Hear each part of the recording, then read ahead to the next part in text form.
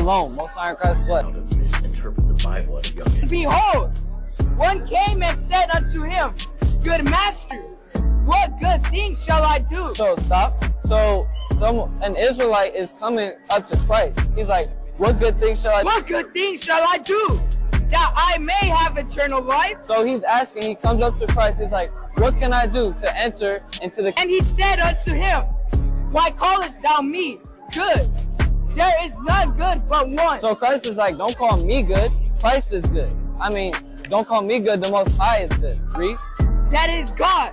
But if thou wilt enter into life, keep the commandments. So if you want to, he says, if you want to enter into the kingdom of heaven, you must keep the commandments. So whatever the church told you about, you just have to pray to God, you just have to love God, that's all lies. You have to keep the commandments. Shalom, Most High in Christ's blood. Still teaching them. I consider Christianity the biggest cult in the world. Wow. About 2.3 billion people. Islam's right behind with about 2.1. Here's the difference between Muslims and Christians. I have never seen a Muslim tell me I'm the one who's chosen by God. I've spoke to too many Christians who told me I was chosen by God and I talk to angels. I had a guy tell me not the other day that he's John the Baptist reincarnated. Wow. And he didn't even believe in Christianity until 3 months ago. And he didn't even believe in Christianity until 3 months ago. And he didn't even believe in Christianity until 3 months ago.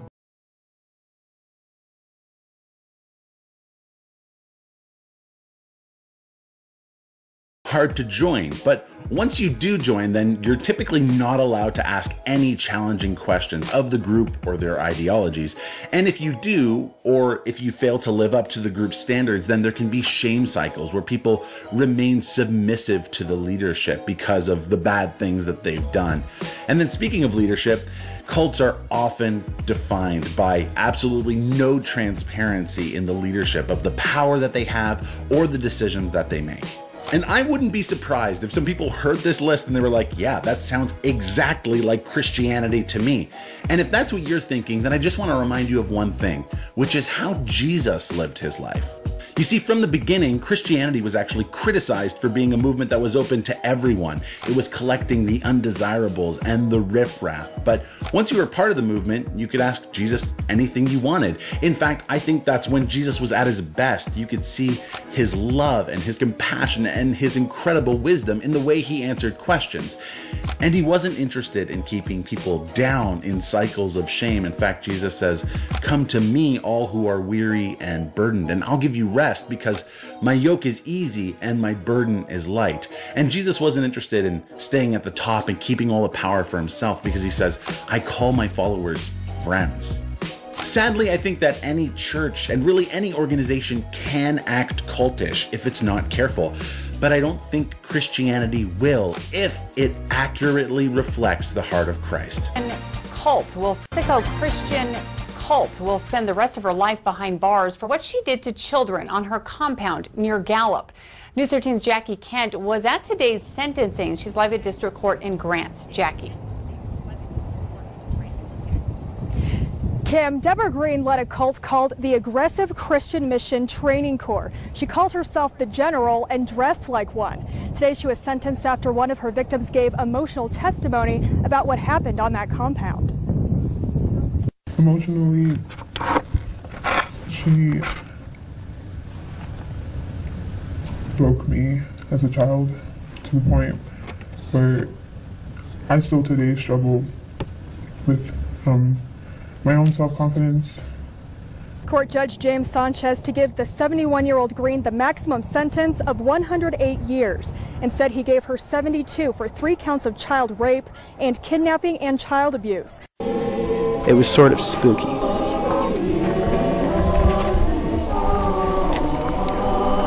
Sarian's making his way down now. Very slowly, very Christ-like.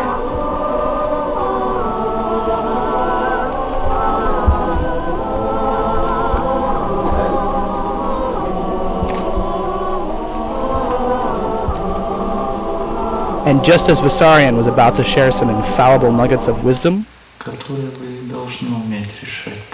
they made us turn off the camera.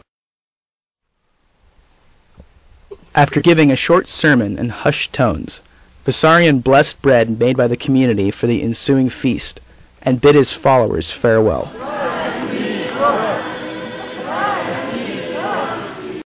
What can I say? I'm a man of modern convenience. But if it ever gets too much for me, if the scum of humanity becomes so sticky and viscous that I can't scrub it off, I know there's a place where I can drop out and be at peace. And the next time someone complains to me that everything sucks, or our problems are unsolvable, I'll just tell them, there's this place you can go in Siberia, where they'll accept you with open arms. A place where the children run free, where the earth provides everything you need, and where money is.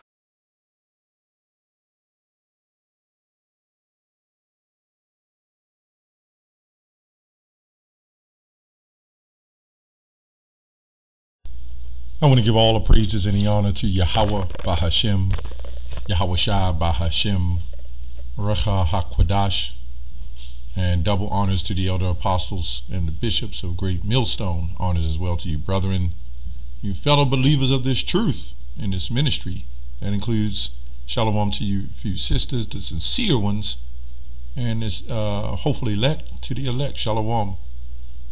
So I saw this video, a short clip with Vocab Malone, and he was talking about how the IUIC trains their children in the truth. And honestly, that's what you're supposed to do.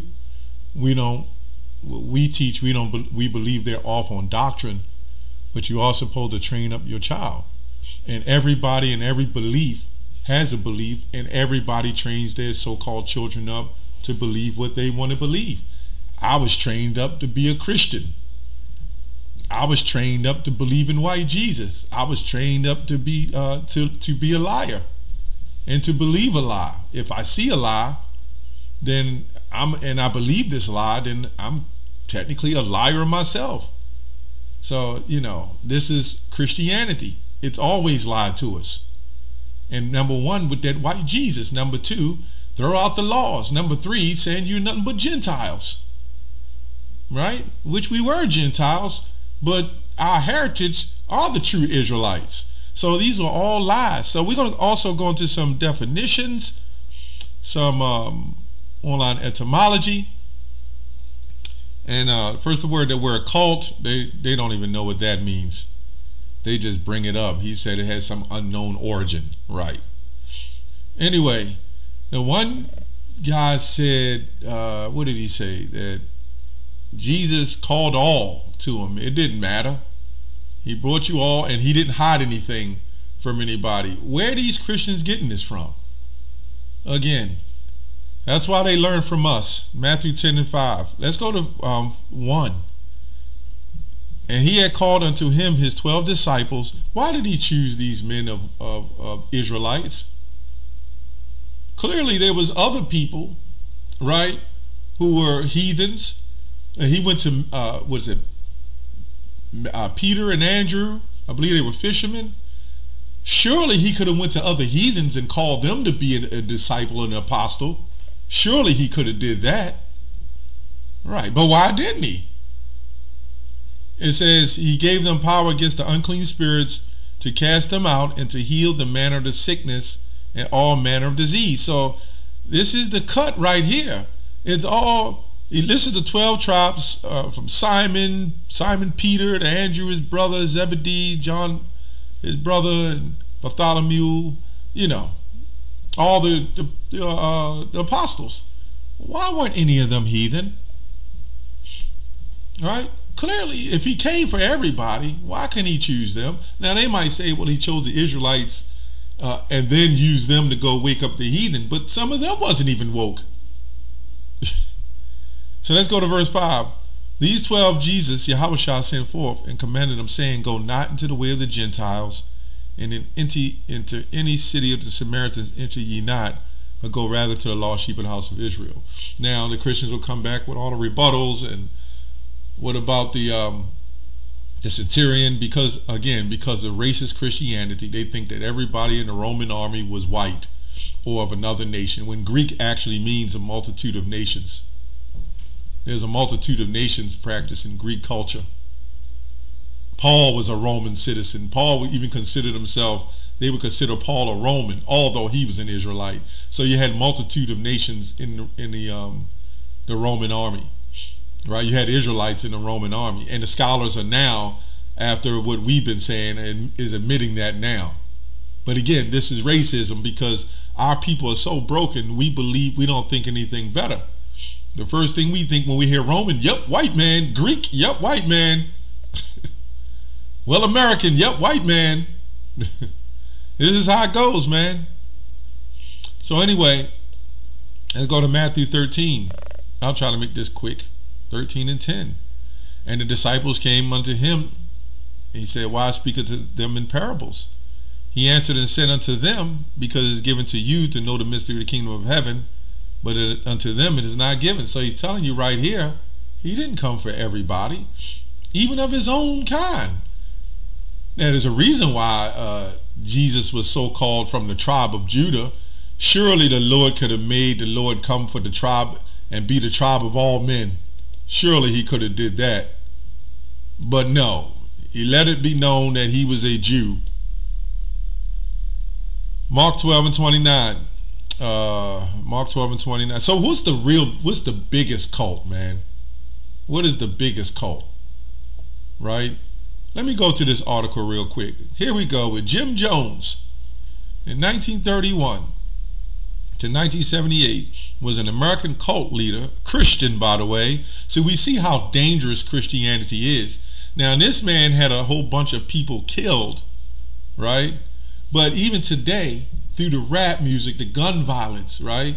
And our people was brought up under Christianity, putting crosses on their arms, torture devices, and everything wicked, the wicked root of Jesus Christ, right? That represented Jesus Christ, not the true Messiah, Yahushua, but the wicked root of Jesus Christ. You got gang members with the pictures and the faces of white Jesus on their bodies. You don't see any of us with the pictures of Yahushua stapled on our bodies. You don't see any of us that has woken up, by the way, with crosses stapled and printed on our bodies. You don't see that, because we're not supposed to worship those images. We reference certain images. But it was okay for white Jesus to be worshipped and referenced and put up on a pedestal. And then when we came out with the so-called black Messiah, black Jesus, the true Messiah, now it's an issue. But anyway, in what was termed revolutionary suicide, Jones and the members of his inner circle planned an orchestrated mass murder suicide in a remote jungle. You see what they do? You see what they do? In a remote jungle? So basically, again, this is all Christianity. These are all people who are not civilized, taken to a jungle, civilize them, and then kill them. And that's what they did. When you go to the root of Christianity, when you said you were saved, if they asked was you saved, you were literally saved if you believed in that Jesus. And if you didn't, you were killed. Yeah. But all of a sudden, he's been taking them to a remote jungle commune in Jamestown, Guyana. A jungle. But let's look up the word jungle. So you know how racist Christianity is and the people that support it, which is our own people. It says a jungle means a dense growth of trees and other tangled vegetation, such that some regions in Hindu, desert, forest, wasteland, uncultivated ground. That's what it says the word jungle means, right? And extended in 1849, overgrown of vegetations in the wild, tangled mass. That's what they called America, even though people were living here. The natives were living here, and they said this was uncultivated ground, right? Uncivilized jungle, right? Especially in Africa. So we go to the word forest. It says extensive tree covered district, especially one set aside for royal hunting and under the protection of the king, right? Of woodland. So when a slave or when you seen a Jake wandering around in the forest, so to speak, he was hunted. So the difference between a jungle and a forest is nothing, no difference. But the jungle is considered wild and untamed, right? But the forest was about hunting and civilizing. You get the point. It comes from the Germanic forest, and outside, beyond the park, being a main central fence woodland. So really, when you really think about it, Jake would actually have the forest, and Esau would actually be the jungle. Anyway, let's look up this word occult. Secret. Well, let's look up the word cult. Did I look up cult? Worship, homage, particularly the system worship, cultivation, culture, worship, reference. The word, but is revived from the 19th century. The reference of ancient primitive systems, religious belief and worship. Just see worship, especially the rites of ceremonies employed in the worship, extended meaning devoted attention to a particular person or thing. Yes, we're in a cult. Nothing wrong with that.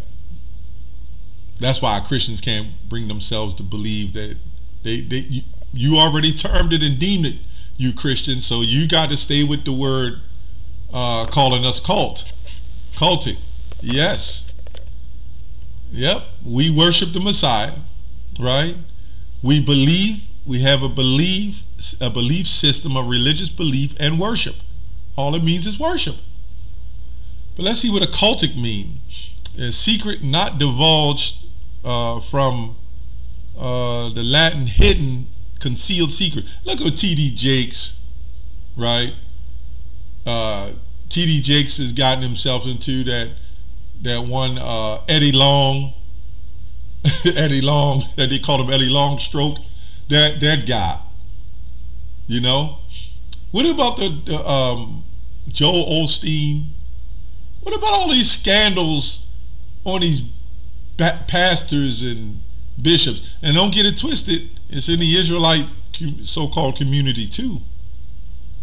You got a lot of them under that occultic mindset that are set up as well. Not saying that, but at the end of the day, this is not what we follow. Is not an occult. There's nothing concealed. We put it out there all over the internet, right? But they say, the Christians say, the thing with the Christians, they try not to consider themselves a cult because everybody can do what they want. Come as you are, do what you want to hell to do. No laws, right? That's called confusion. That's called Babylon, which goes to confusion. You got to have some form of order, right? They all come and they can worship when you want to worship. There has to be some form of order, which we all worship. We worship all the time, right? But what they do is every Sunday you get up and you are forced to go to church, right? It says in assimilation, right, to hide. They got so much freaky stuff going on in that Christian church, man. To cover, to conceal, meaning to apprehend the mind beyond range of understanding. Anytime you put some goddamn white man or white Jesus with a loincloth painted by Michelangelo, an original picture, they had him naked, and hung him on a cross, and looking at his genitalia and put a sign beside it saying, "He is risen." Yeah, that's in Google. Michelangelo's first picture paintings of him. But of course, for the people, they didn't want to put that up, so they put Caesar in this likeness. So anytime you put up a picture of a man of total deception, who was a murderer and a poisoner, who slept with his own sister, which Rodrigo, the father, I believe I did some research, tag team in and slept with his own daughter, which is Caesar's sister, LaQuisha, and they had orgies. And this is the person you paint up to be the new Jesus and for the so-called black people to follow. and Hispanics and Native Americans. That's who we're to follow. If you can't tell me that's occultic, I don't know what is.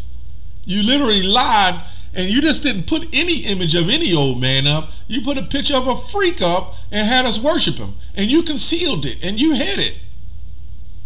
And you tell me that's not occultic.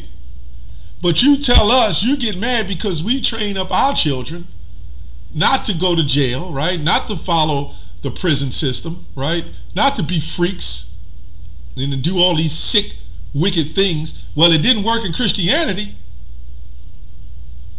right? To be healthier, not to eat anything you want to eat. Yeah, but that's what we teaching our children. What would happen if my own children didn't know the truth? Not that everybody's children going to know the truth. You just got to let it go. You might only been called to do it. But if you lead in a household and you're able to lead your children, the worst thing that can happen to them is they'll be ridiculed for other people for being different. As long as we go around believing in the lie of a white Jesus, it's acceptable. But when you start telling the truth, it's not. So going back to what this guy said, which Proverbs 22:6 says, train up a child in the way they should go. This guy said that it's not an occult, and all you got to do is believe on Jesus. Well, Jesus would have been considered in a so-called cult. So we can see Christianity is nothing but occultic, right? They destroyed the images, the 1400s, they painted images. They had us believe in Santa Claus, Easter bunnies, and the same people that set up the society, they don't even believe in it. 1 Maccabees 3:48, and laid open the book of the law wherein the heathen has sought to paint the likeness of their images. And then you got this guy Vasario from Russia. That's what? Now he'd adopted that image, and now people are following him, all because of Renaissance art. You tell me that's not madness, lies, and occultic.